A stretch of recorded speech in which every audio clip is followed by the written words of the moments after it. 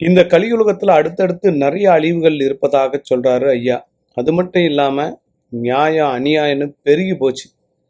இன்னைக்கு காமம் உலகம் ஃபுல்லா வாட்டி வதைக்கும். காமத்தால நிறைய பேர் தவறுகள் செய்வாங்க, பாவங்கள் செய்வாங்க. அந்த பாவ வினைக்கு ஏற்றாற்போல் அவர்கள் சில கர்ம பலன்களை அனுபவிக்கணும் அப்படின்றாரு.